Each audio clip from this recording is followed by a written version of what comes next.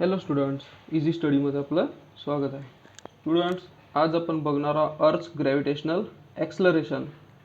तर ॲक्सलरेशन म्हणजे मी काय सांगितलं होतं तुम्हाला, rate of change of velocity म्हणजे ॲक्सलरेशन होते.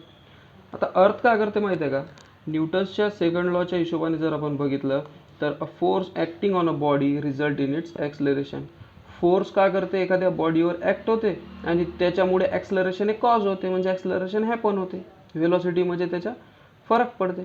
आता ग्रॅव्हिटेशनल हा सुद्धा काय आहे, एक फोर्स आहे आणि हा सुद्धा काय करेल, ॲक्सलरेशनमध्ये रिझल्ट करेल ना, याच्यामुळे ॲक्सलरेशन हॅपन होईल, कारण की ग्रॅव्हिटेशनल हा सुद्धा एक टाईपचा फोर्सच झाला.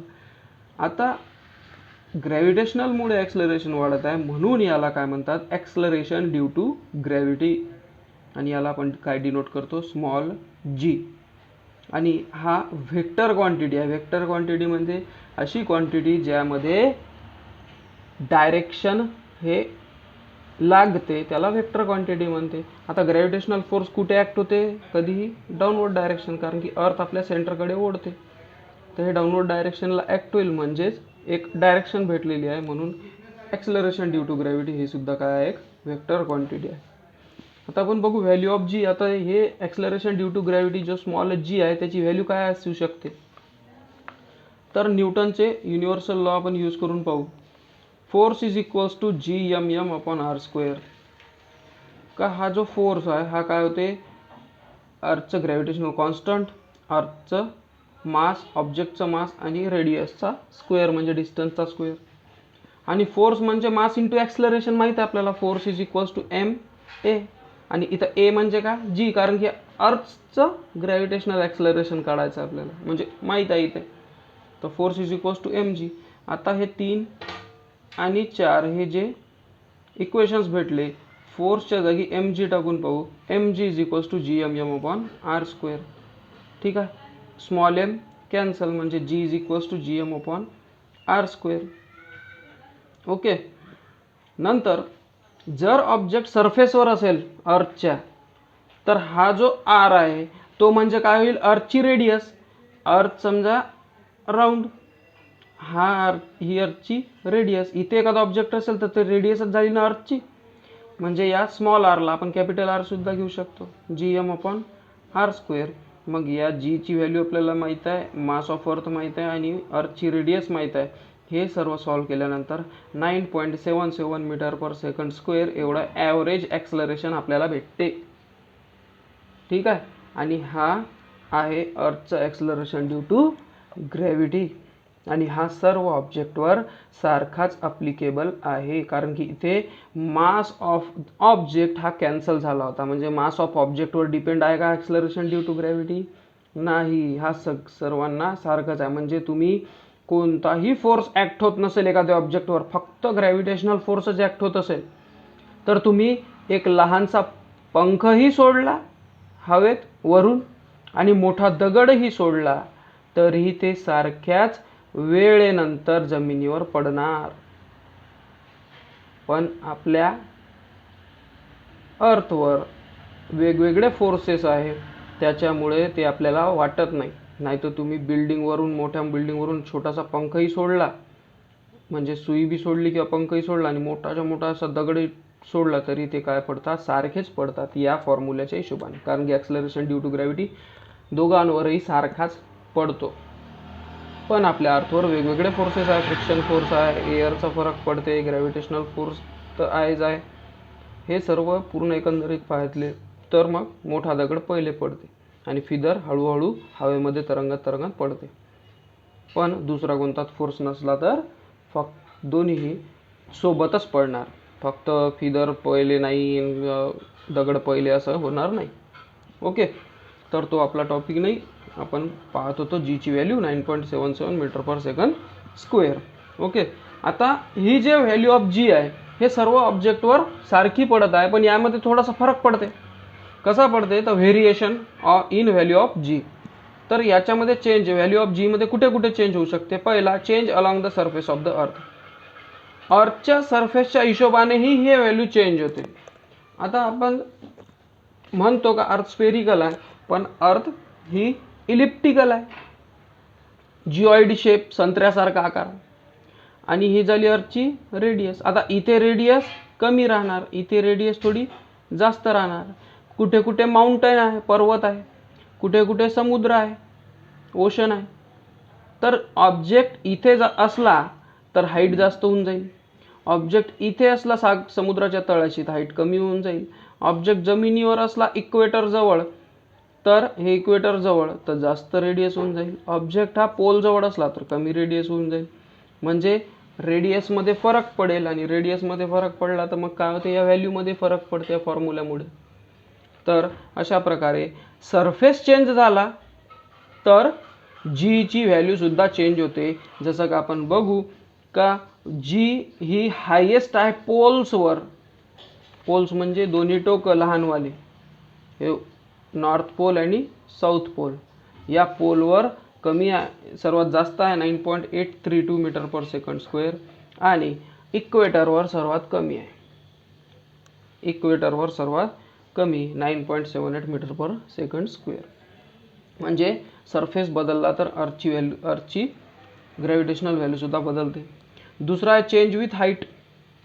आता हाईटवर सपोज तुम्ही एरोप्लेनमध्ये चालले, एरोप्लेनमध्ये आपण जात आहोत, तर ही रेडियस प्लस ही height H, R plus H होईल ना. आता ही जे व्हॅल्यू आहे आर स्क्वेअर ही काय होईल, आर प्लस एच स्क्वेअर, कारण की हाईट वाढली आहे ना.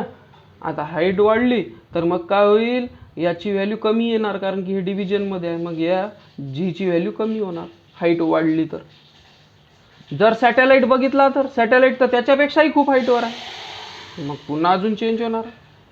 नंतर तुम्हाला एक्झाम्पल सांगितलं का समुद्राच्या तळाशी, त्याच्यातही हाईट कमी झाली. ठीक आहे. तर सरफेसला सोडलं, सरफेसच्या वर हाईटमध्ये जेवढ्या जेवढ्या दूर जावं तेवढ्या व्हॅल्यू ऑफ जी कमी कमी होत जाते. जसं का आपण इकडे एक्झाम्पल दिलं का, एरोप्लेन फ्लाईंग होत आहे तर रेडियस आहे अर्थची 6400 आणि 10 किलोमीटर वरून उडत आहे पहा, तर रेडियस किती झाली 6410. तर मग चेंज होईल ना.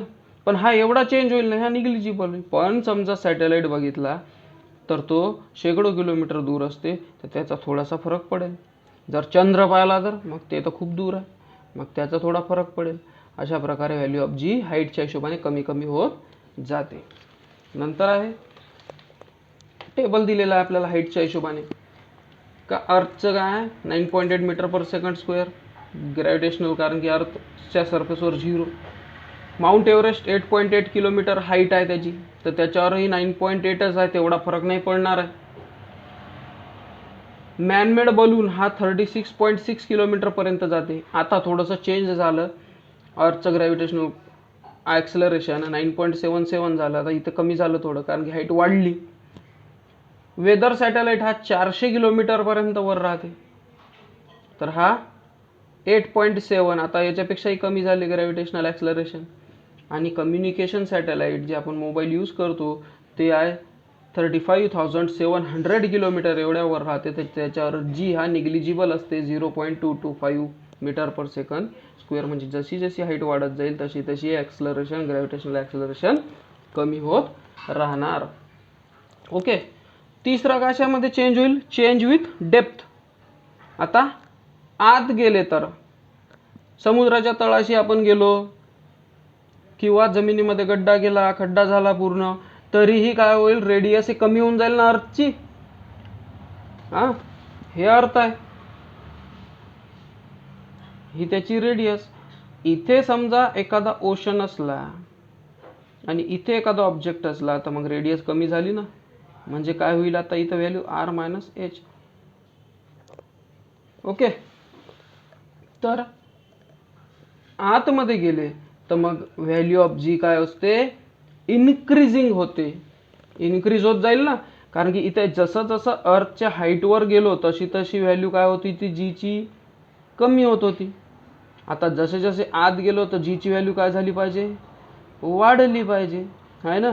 पण इथे जीची व्हॅल्यू वाढत नाही, कारण की जर तुम्ही डेप्थमध्ये गेले, अर्थच्या आत गेले, तर जे बाकीचे फोर्स आहे ते याच्यावर ॲक्ट होत नाही. ॲटमॉस्फिअरचे फ्रिक्शन फोर्स नाही होत, दुसरे जेवढेही फोर्स आहे हे निग्लिजिबल होऊन जाते आणि ग्रॅव्हिटेशनल फोर्सच लागते, म्हणून याची व्हॅल्यू कमी होते. समजलं? इथे थोडंसं चेंज आहे का, डेप्थ वाढली तरीही अर्थची ग्रॅव्हिटेशनल कॉन्स्टंट हा कमी होणार, वाढणार नाही. आणि चौथं पाहू, नाही याच्यात 3च आहे, सॉरी. आता काय काय बघितलं ते बघून घ्या. अर्थचं ग्रॅव्हिटेशनल ॲक्सेलरेशन बघितलं आपण का, ॲक्सेलरेशन ज्या अर्थच्या ग्रॅव्हिटीमुळे होते त्याला अर्थचं ग्रॅव्हिटेशनल ॲक्सेलरेशन म्हणते, स्मॉल जी न डिनोट केल्या जात्या. नंतर याची व्हॅल्यू आपण बघितली का, जीची व्हॅल्यू आहे 9.77. पण हा कॉमन आहे फक्त, हा सगळीकडे सारखा नसतो. हा कशा कशामुळे चेंज होते, तर सरफेसवर म्हणजे इक्वेटरवर वेगळा, पोलवर वेगळा. नंतर आपण हाईट पाहिली, जशी जशी हाईट वाढली तशी तशी ग्रॅव्हिटेशनलची व्हॅल्यू कमी होते. ह्या टेबलमुळे आपण टेबलद्वारे समजलं का, हाईट वाढली तर जी कमी कमी होत जाते. आणि नंतर डेप्थही आहे का, value of G decreases as we go deep inside the earth. आपण जसं जसं जमिनीच्या आत जाऊ, जशी जशी डेप्थ वाढत जाईल तशी तशी ग्रॅव्हिटी कमी कमी होत जाईल, अर्थचे ग्रॅव्हिटेशनल ॲक्सेलरेशन कमी कमी होत जाईल. नंतर आहे मास अँड वेट. तर मासची डेफिनेशन काय माहिती आहे का, मास is the amount of matter present in the object. एखादा ऑब्जेक्ट आहे, सपोज आपण एखादा क्रिकेटचा बॉल बघू, हा एखादा ऑब्जेक्ट आहे, यामध्ये किती अमाऊंट ऑफ मटेरियल प्रेझेंट आहे तर याला म्हणतात त्याचा mass. Mass is the amount of matter present in the object. या ऑब्जेक्टमध्ये किती मॅटर, किती अमाऊंट ऑफ मॅटर, किती अमाऊंट ऑफ मटेरियल प्रेझेंट आहे याला म्हणतात मास. जसं का आपली बॉडी आहे, आपल्या बॉडीमध्ये किती स्किन, बोन्स, फ्लेश, हेअर्स हे जेवढे आहेत हे तेवढा आपला काय झाला, मास झाला. ठीक आहे, याला वस्तुमान म्हटले जाते. म्हणजे एखाद्या ऑब्जेक्टमध्ये, एखाद्या बॉडीमध्ये किती मटेरियल प्रेझेंट आहे त्याला मास म्हटले जाते. आता तुम्ही जमिनीवर आहेत तरी तुमच्या बॉडीमध्ये फ्लेश आहे, बोन्स आहे, स्किन आहे ना. आणि तुम्ही चंद्रावर गेले तरीही राहणारच आहे ना, का चेंज होणार आहे का काही नाही, तेच राहणार आहे. तर मास हा कुठेही जा तुम्ही जगामध्ये आणि युनिवर्समध्ये सुद्धा, तर मास चेंज होत नाही. याला किलोग्राममध्येच मोजतात आणि ही एक स्केलर क्वांटिटी आहे, याला डायरेक्शन लागत नाही. तर मास जगामध्ये कुठेही जा तुम्ही चेंज होणार नाही, कोणत्याही प्लॅनेटवर जा, कुठेही जा. ओके. नंतर higher the mass higher the inertia.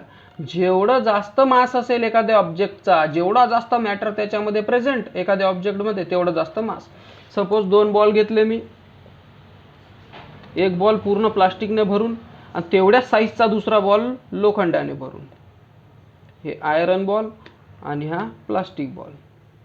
आता भारी कोणता असेल दोघांपैकी? भरलेले सारखेच आहे, साईजही सारखीच आहे, पण वजन जास्त कोणाचा भरणार आहे? उचलायला कोणता भारी वाटणार? आयरनचा बॉल. लोखंडाचा बॉल जास्त वाटेल ना, कारण की याच्यामध्ये जे पार्टिकल आहे हे खूप जवळ जवळ जवळ जवळ आहे. छोटे छोटे छोटे छोटे जे पार्टिकल्स असतात, आयटम्स असतात, हे खूप जवळ जवळ जवळ जवळ आहे, म्हणून हे जास्त भारी वाटेल. आणि प्लास्टिकमध्ये हे दूर दूर आहे, तर हे हलका वाटेल. तर आयरनचा मास जास्त आहे तर याच्यावर इनर्शिया सुद्धा जास्त राहील. म्हणजे याला तुम्हाला हलण्याची प्रवृत्ती, एका ठिकाणाहून दुसऱ्या ठिकाणी न जाण्याची प्रवृत्ती, इथं थांबून असेल तर थांबूनच राहील. इनर्शिया म्हणजे आपण बघितलं होतं, एखादी गोष्ट, एखादा ऑब्जेक्ट थांबलेला असेल तर तो थांबलेलाच, जात असेल तर तो जातच राहील, जोपर्यंत एक्सटर्नल फोर्स त्याच्यावर अप्लाय होत नाही. तर या आयरनच्या बॉलला हलवण्यासाठी तुम्हाला जास्त ताकद लागेल, या प्लास्टिकच्या बॉलला हलवण्यासाठी तुम्हाला कमी ताकद लागेल. ठीक आहे, कारण की याचा इनर्शिया जास्त राहणार. तर मास ही एक स्केलर क्वांटिटी आहे, त्याला डायरेक्शन लागत नाही, आणि जेवढा जास्त मास तेवढा जास्त इनर्शिया. आता वेट म्हणजे, weight is defined as force with which earth attract the object. Gravitational force acting on the object is called its weight. एखाद्या ऑब्जेक्टवर ग्रॅव्हिटेशनल फोर्स किती ॲक्ट होत आहे त्याला काय म्हणतात, त्याचा वेट. मास म्हणजे त्या ऑब्जेक्टमध्ये किती वस्तू भरून आहे, आणि वेट म्हणजे त्या ऑब्जेक्टवर किती ग्रॅव्हिटेशनल फोर्स ॲक्ट होत आहे. तर हा वेट आता तुम्ही जगात कुठेही गेले, चंद्रावर गेले, मंगळावर गेले, तर त्यांचा ग्रॅव्हिटेशनल फोर्स अलग अलग आहे. तर तिथे तुमचा वेट वेगवेगळा भरणार. म्हणजे एखादा 60 किलोचा व्यक्ती असेल तर तो चंद्रावर 10 किलोचाच भरणार. पण एखादा व्यक्ती 60 किलोग्राम मासवाला असेल तर तो चंद्रावर 60 किलोग्राम मासवालाच राहणार आहे. तर वेट म्हणजे ग्रॅव्हिटेशनल फोर्स किती ॲक्ट होते. तर वेट म्हणजेच फोर्स, कारण की ग्रॅव्हिटेशनल फोर्समुळे वेट, आणि त्याची व्हॅल्यू काय आहे mg. आणि याला gm/r² हे आपण याच्या पहिल्याच्या याच्यामध्ये बघितलं होतं. हां, तर वेट आणि फोर्स हे सर्व या फॉर्म्युल्यामध्ये बसल्या जाते. आणि वेट हा फोर्स आहे म्हणून याचं एसआय युनिट काय आहे, न्यूटन. आणि हे व्हेक्टर क्वांटिटी आहे, कारण की ग्रॅव्हिटेशनल फोर्स कुठे ॲक्ट होते, डाऊनवर्ड डायरेक्शनने, तर म्हणून हा व्हेक्टर क्वांटिटी आहे. आणि जीची व्हॅल्यू सगळीकडे सेम नाही आहे, म्हणून वेटही सारखा राहणार आहे का, नाही. तुम्ही वरवर जसे जसे गेले तशी तशी तुमचा वेटही कमी कमी होत जाणार, कारण की ग्रॅव्हिटेशनल ॲक्सलरेशन हा कमी ॲक्ट होणार आहे. ओके, तर हे मास आणि वेट हे आपण दोन्हीही किलोग्राममध्येच मोजतो, पण मासचा ओरिजिनल आहे किलोग्राम, वेट म्हणजे न्यूटनमध्ये मोजल्या जाते. आणि समजा आपण राजीवचं म्हटलं, राजीव्स वेट 75 किलोग्राम, तर आपण म्हणत काय, राजीवचं मास म्हणत आहे. ठीक आहे, तर ओरिजिनल आपण मासची गोष्ट करत असतो, पण आपण इथं अर्थवरच राहणार आणि अर्थवरच असतो, म्हणून आपण मास आणि वेट याला एक कॉमन समजतो इकडे. म्हणजे आपण समजा एका जागी आहो अर्थवर, तर मास आणि वेट सारखाच आहे. मग दुसऱ्या प्लॅनेटवर गेलो, मग जास्त ॲल्टिट्यूडवर म्हणजे जास्त हाईटवर गेलो, जास्त डेप्थवर गेलो, तर मग वेट चेंज होणार, मास तसाच राहणार. ओके, तर अशा प्रकारे मास आणि वेट हे डिफरंट कन्सेप्ट्स आहे जे आपण सारखे समजत होतो. एक्झाम्पल बघून घेऊ एक सॉल्ड एक्झाम्पलमधला. If a person weight 750 newton on earth, अर्थवर एक पर्सन आहे, 750 न्यूटन वेट त्याचा भरतो, तर त्याचा मूनवर किती असेल, कारण की मूनचा मास आहे 1/81 अर्थपेक्षा, आणि त्याची रेडियस काय आहे 3.7 अर्थपेक्षा. ठीक आहे, तर पर्सनचा वेट आहे 750 न्यूटन, अर्थचा मास आणि मूनचा मास याचा रेशो आहे 81, मास of earth upon mass of moon, ME म्हणजे अर्थ, मास ऑफ अर्थ, मास ऑफ मून 81 आहे, आपल्याला दिलेला आहे ऑलरेडी. रेडियस ऑफ अर्थ आणि रेडियस ऑफ मून याचं कंपॅरिझन आहे 3.7, हे दिलेलंच आहे. आता त्या पर्सनचा मास हा mkg आपण गृहीत धरू, तर त्याचं वेट काय होणार mg, मास इंटू ॲक्सलरेशन, आणि तो आपल्याला ऑलरेडी देऊन आहे 750. ही व्हॅल्यू gm/r², gm/r². यामध्ये mg दिलेला आहे 750r². आता हे m वेगळा काढला मी, हे मास ऑफ पर्सन हे वेगळा काढला, उरलं काय gm/r² आणि मल्टिप्लाय बाय हे g. तर m is equals to 750r² upon gm. ठीक आहे, आता वेट ऑन मून, मूनवर कसा होईल, हे अर्थवर निघालं त्याचं. मूनवर काय mgmm, mm म्हणजे काय होते, मास ऑफ मून, gm/r². आता या 1ला कम्पेअर केलं, हे या 1ला इकडे, तर हे दोघांचं मल्टिप्लिकेशन केलं, क्रॉस मल्टिप्लिकेशन. याला कम्पेअर करण्यासाठी आपण दोघांचं मल्टिप्लिकेशन केलं इकडे, तर आपल्याला re² म्हणजे रेडियस ऑफ अर्थचं square upon radius of mass मूनचं स्क्वेअर, हे आपण पहिले केलेलं 3.7, हे व्हॅल्यू याचा स्क्वेअर, हे mass of moon upon mass of earth, हे mass of moon upon mass of earth 1/81. हे सर्व केल्यानंतर 126.8 न्यूटन आलं, आणि 126.8 न्यूटन म्हणजे the weight on moon is nearly 1/6 of the weight of earth. म्हणजे एखादा माणसाचं वजन हा m असेल तर अर्थवर त्याचा मास m असेल तर मूनवर त्याचा मास 1/6 m राहणार आहे. म्हणजे 1/6. एक्झाम्पलने सांगितलं तर कोणी 60 किलोग्राम असेल त्याचा वेट, तर 1/6 म्हणजे 6 1 जार 6 म्हणजे तो मूनवर 10 किलोग्रामचाच भरणार. त्याला /6 करून टाकायचं सरळ सरळ. ओके. तर अशा प्रकारे आपण सॉल्ड एक्झाम्पल बघितलेला आहे. नंतरच्या व्हिडिओमध्ये आपण बघू फ्री फॉल.